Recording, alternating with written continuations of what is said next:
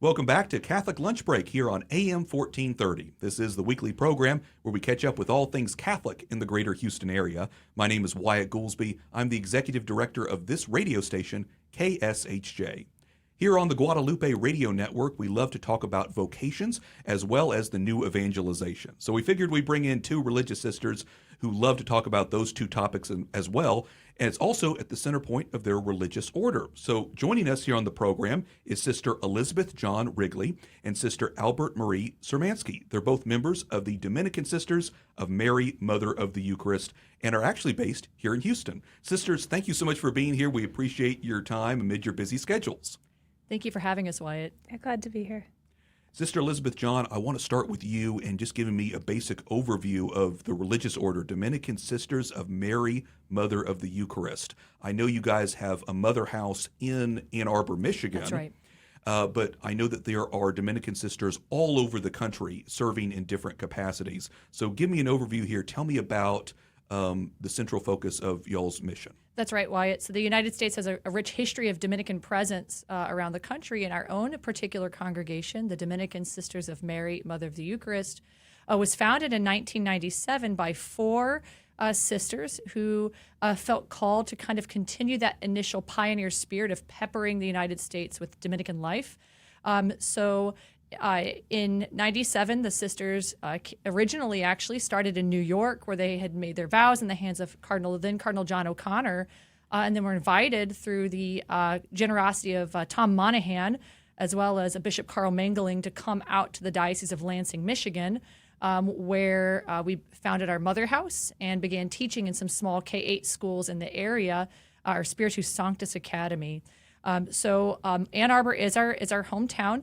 That's where our mother house is, and since 1997, we've grown to about 140 sisters who are all trained to be teachers, whether or not each of us serves in a teaching capacity.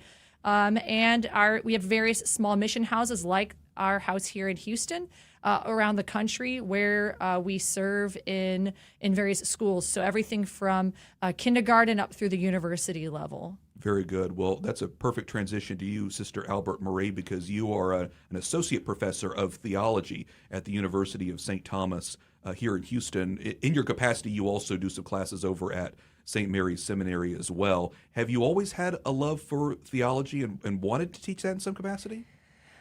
For sure, definitely. When I was myself a college student, I studied at Ave Maria College when it was up in Michigan, and I found that reading theology, I'd take my theology books down to the chapel, and that was very spiritually enriching for me, and that was actually part of realizing I had a religious vocation. So this desire to teach at some level has been there with me from the discovery of my vocation, yeah. I love that aspect of y'all's Dominican sister order because, like I said, different sisters have the capacity to teach at different levels. Like I said, whether it's elementary school, middle school, high school, all the way up to college as well. So then, Sister Albert Marie, how many classes do you normally teach per semester, and what tends to be aspect of the emphasis of theology? Yeah, so it's going to be 3 or 4 based on the semester, and I teach a lot of things related to St. Thomas's perspective on theology as a Dominican. That's sort of one of my strengths. So I'll teach a sacraments class, and we'll look at some of St. Thomas's theology and focusing on love of the Eucharist, and also how we really understand the theological realities through reason, and how that supports our faith and supports devotion. Sort of an emphasis in all of my classes. Yeah. Very good. And so that's St. Thomas Aquinas, obviously, is so central to that. Tell me about St. Catherine of Siena. Yeah, so she's another Dominican who I love a lot, actually. She lived in the 1300s and has this great charism of evangelization. She renews the faith in Italy, during the time she's living. There's a time when people encounter her, and they'll just feel this desire to go to confession, be reconciled with the Lord. So there's a time at which the Pope has assigned several priests to just go where she goes, because she has this charism of bringing people back into this living relationship with Jesus. And we definitely read her writings in my medieval class in the grad program and at the seminary. Yeah, we're reading her in this month, actually. Yeah. That's so cool that it's specifically medieval theology, because the church has such a rich tradition. That's great. Now, Sister Elizabeth John, you also teach theology. That's right. This is at the high school level at St. John, the 23rd College Prep. That's right. and you teach seniors pretty much. That's right. None of them graduate without getting through me. So Do you tell them that? You say, hey, you I gotta do. get I do actually. I let them know they can fail their math class and still go to heaven. So There you go. So what does that entail when you're teaching theology to high schoolers? I'm guessing at this point, again, you're teaching seniors who have probably already gone through classes about the sacraments. That's right. Probably about Old Testament, New Testament. Is it more not argumentative, but trying to promote the faith in arguments? Very much so. So one of the pillars at St. John the 23rd is Renovatio, or renewal. The school is inspired by St. John the 23rd's vision and calling for the Second Vatican Council of renewing the church and renewing the world. And so by senior year, the theology class really is divided into a semester looking at Catholic social teaching. So how do we bring the light of Christ into the world for the renewal of the world? But then the second semester, so my current semester, is really about apologetics and helping equip our students to be able to explain their faith. Many of them head off to state schools after graduating to be able to be firm and confident explaining the faith. And also that many of them, it might be kindergarten through high school, seasoned Catholic school students, and may still actually have some questions of their own about the faith. And it becomes a space to be able to address those final questions. So the challenge there, therefore, for seniors is really getting them to think, getting That's them right. to answer questions, getting them to really, okay, why do you say what you say? That's right. That's right. Which Yes. I think can be a bit of a challenge.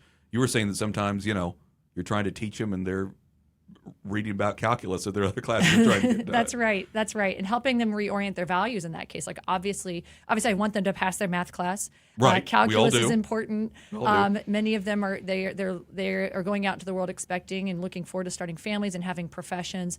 But that in whatever trajectory life leads them, right, under God's providence, that they are still first and foremost disciples of Christ, and they bring His love and His truth into whatever field that leads them, and for them to really lean into that and embrace that is exciting and transformative, right, is definitely one of my goals.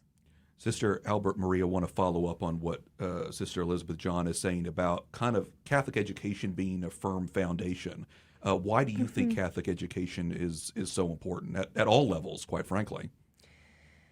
Yeah, I mean, to speak specifically to university level, since that's where I am, that's a point where young people are like living apart from their family. They're sort of entering into that adult identity, and they're bringing their sort of intellectual capacities in other areas up to sort of an adult level as they study business or nursing or whatever. And it's very important that while their faith remains like deep and childlike, that ability to think about the faith isn't left behind, that they don't sort of compartmentalize that into something they did and when they were children, that they're able to keep that alive and sort of think through it as adults and grow that in their mind. Yeah. And so therefore, the people who take your classes could be lay people, but they could also be people in the seminary, correct? Yes.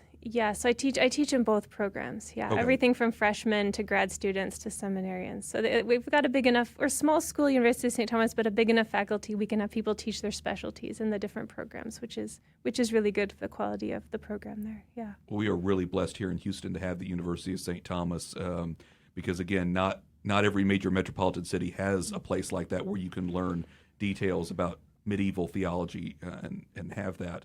So following up then, the both of you sisters are also, in addition to your teaching capacities, you're also active. I think that you stay at the Our Lady of Walsingham, the Cathedral of Our Lady of Walsingham, That's at least right. on that campus.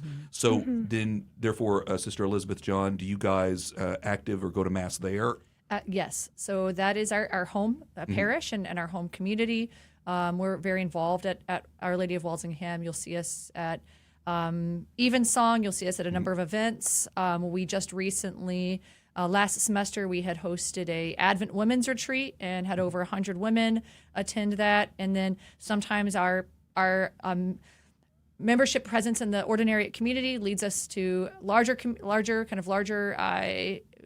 involvement. And say, for example, last Saturday, some of us were helping with a women's Lenten retreat up at Presentation, which is the newest ordinariate parish in the greater Houston area. So very much so, we have a presence there. And I would think that would be very rewarding in the sense that you're kind of plugged into a parish as well, so you get to meet families and then participate and volunteer.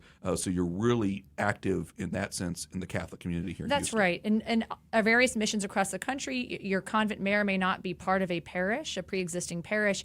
And so it's a real blessing to kind of exist already in a parish community and be received and loved, and also be able to kind of help and give back to that community. Yeah, well, what a blessing, I imagine, for y'all to be there, and for that parish to really allow y'all the place to be there and to live. Sister Albert Marie, just to follow up on that and ask you a little bit about what you like here about the Catholic community here in the Houston area and volunteering. Does it enrich you that you've been able to go to Mass there at Our Lady of Walsingham, participate in different capacities?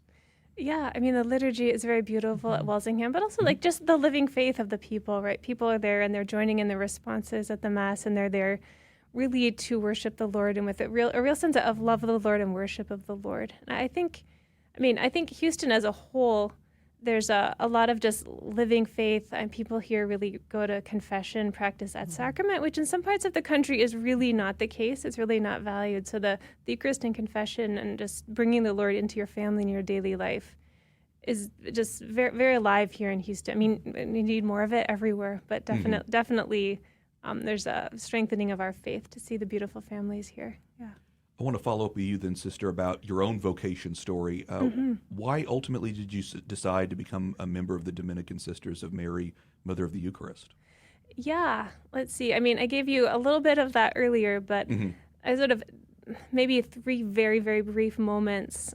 One, we sort of switched Catholic schools actually when I was in 7th grade and started actually learning more of the reality of the faith. So sort of better Catholic education as a child made me, religious vocations exist. I should be open to this. So sort of the openness to pray about that in my life came from Catholic education.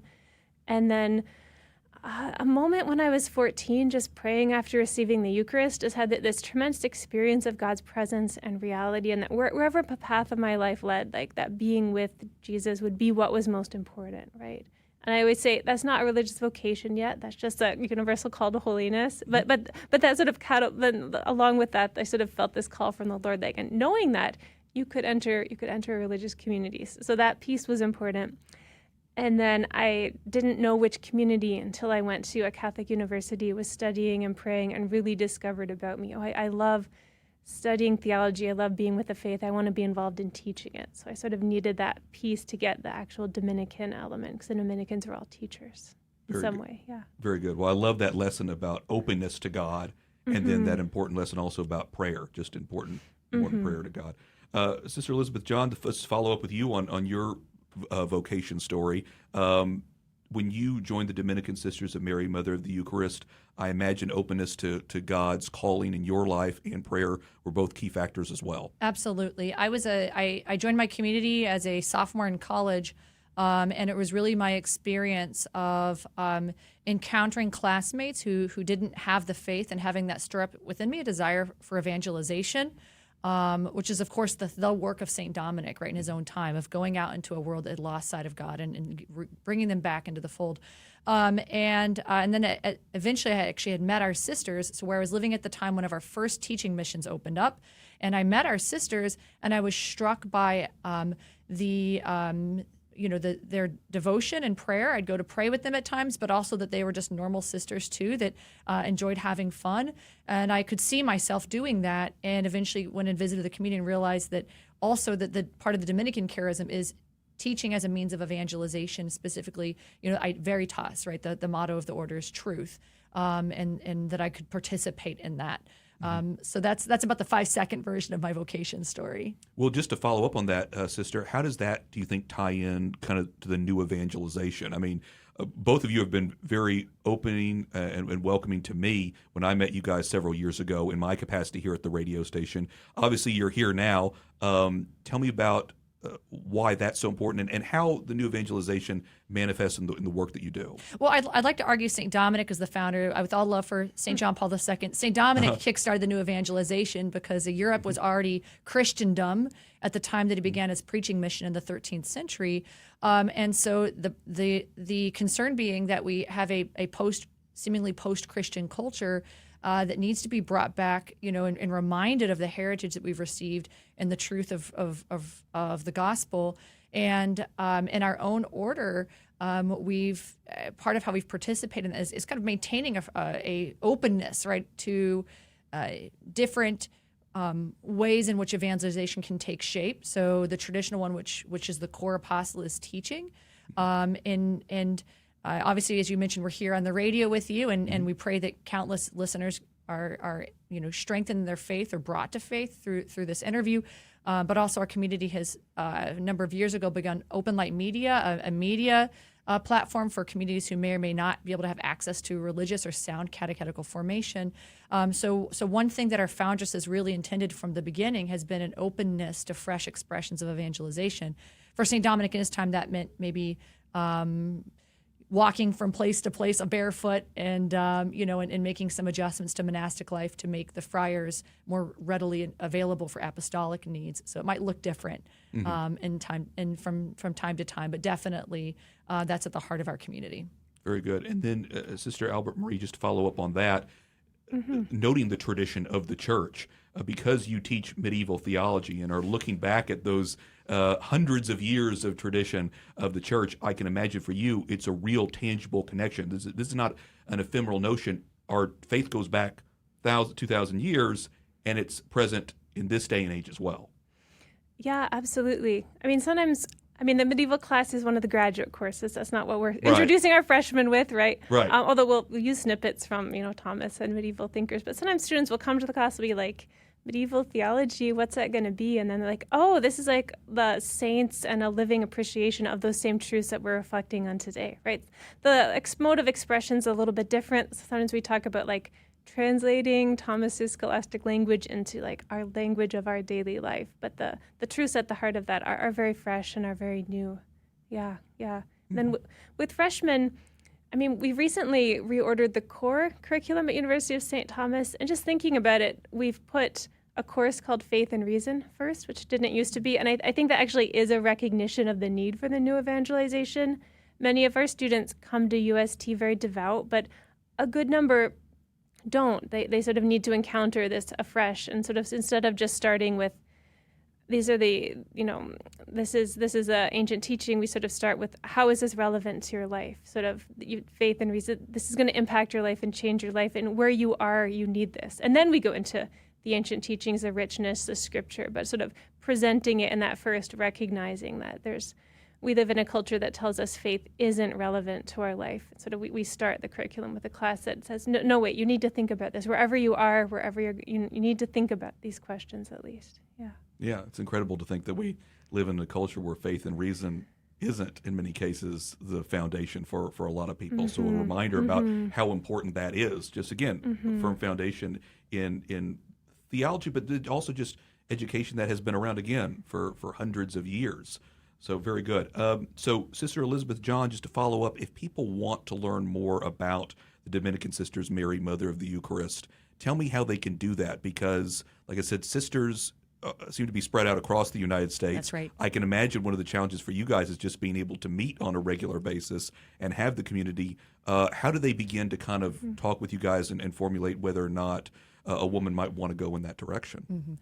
To clarify, why are you asking how a young woman who is discerning can of course. So one thing I would say just to all of the listeners out there is, if you think that someone might have a vocation and you may be, you asking that woman if they've ever discerned may begin the process. And that was true for me, and that's true for many of our sisters. The thought that they ought to discern is often brought about by someone outside of themselves. So if you know somebody today, you can ask them. It's oftentimes through, this is Gen Z and I'm a millennial, and so we have a website that's probably more for the millennials, at www.sistersofmary.org, where young women can find out about our discernment retreats, learn a bit more about our charism, read some vocation stories. But we are also on Instagram, right? You can find our social media account. I don't have one. That's the official community social media account. where you can find a lot of pictures. I know that's where the Gen Zers are going to go. So they could go to either of those places. We have we have retreats, vocational discernment retreats, 3 times a year that regularly attract 100, sometimes over 100 young women from across the country that are really just arrive Friday night or arrive Saturday and stay through Sunday, recognizing that a lot of college-age young women really can't afford to be gone for a week-long discernment experience and need just to be brought out of the norm to be able to really focus on hearing the Lord's voice for a weekend. So I would highly recommend that. If you have sisters in your vicinity, whether it's our community or another, they could always inquire about whether or not they can join that community for prayers. That was very influential for me. I know my own community, we have Vespers open to the public on Sundays, at 5 o'clock. Sometimes our local, if we're doing something at Walsingham, we may sometimes have to move prayers and then the gate is closed. But ordinarily we have Vespers open to the public. It gives young women an experience of what monastic prayer would look like. So those would be my first recommendations. Very good. Those are all good recommendations, and I love the idea of just inviting someone to come to prayer. That's right. Even if they're just thinking about discernment or what their vocation is going to be. That's right. Because, again, you're just leaving yourself open to God in His will. Very good. Fantastic. Well, again, shout out to both of the institutions where the both of you teach, St. John, the 23rd College Preparatory, as well as the University of St. Thomas here in Houston. So Sister Elizabeth John Wrigley, Sister Albert Marie Surmanski, thank you both so much for your time. We really appreciate it. Thank you, Wyatt. You're welcome. Yeah, glad to be here.